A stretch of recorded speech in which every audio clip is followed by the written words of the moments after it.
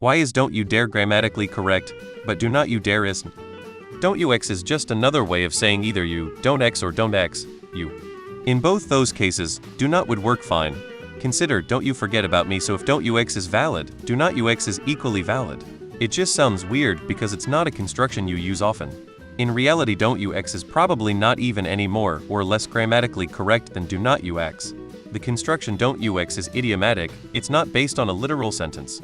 There is an argument that don't you is basically a jumping contraction of do not and do you not, along with what you will you not, shouldn't you should you not. So do not you isn't the intended expansion, do you not is. They are both correct because those are the same sentences. People just don't use the latter, so it sounds phonetically awkward, haha. Do not you dare is grammatically correct, it just sounds weird. Tons of things are like that. Don't you dare is a phatic expression, not lexical, meaning that the meaning is devoid of the actual words used, like good morning or howdy, so it falls into a but if a special situation. Do not you dare is a phrase that would work in a LOTR movie. There are some words that, while grammatically correct, do not flow linguistically, so they get shortened to contractions. This isn't unique to English either. For example, in Spanish, when you find a followed immediately by L together in a sentence, it's shortened to del. This is a sort of holdover phrase. It would have been more grammatically normal to say something like do not you dare in the past, but that form of sentence has fallen out of favor. Despite this, we still use the specific phrase don't you dare, which still takes that form, even though that general form of sentence isn't used in any other context.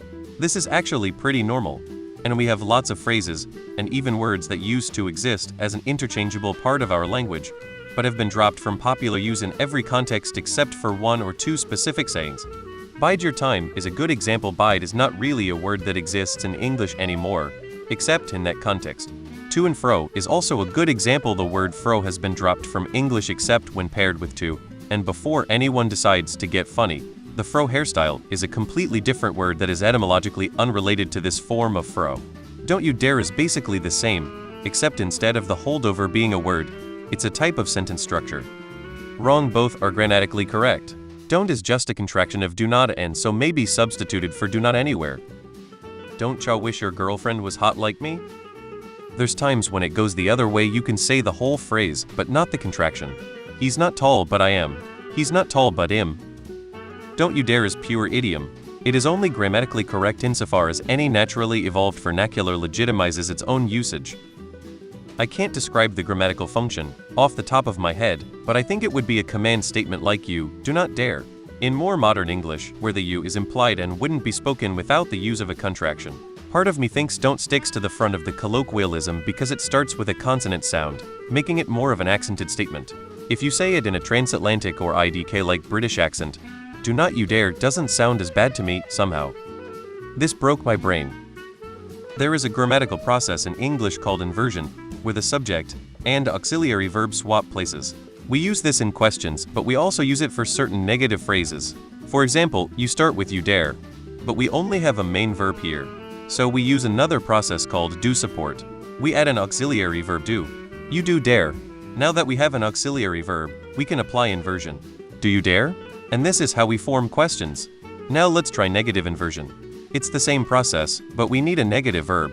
Start with you don't dare. Apply inversion and we get don't you dare, which forms a negative command. Notice how NTE is a suffix, so it hitches along for the ride with do.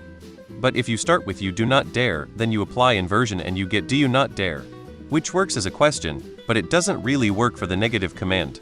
But in no circumstance can you get do not you dare, because inversion only swaps the auxiliary verb and the subject. The etymology of the words isn't relevant here. Because English is weird and full of contradictory grammatical rules,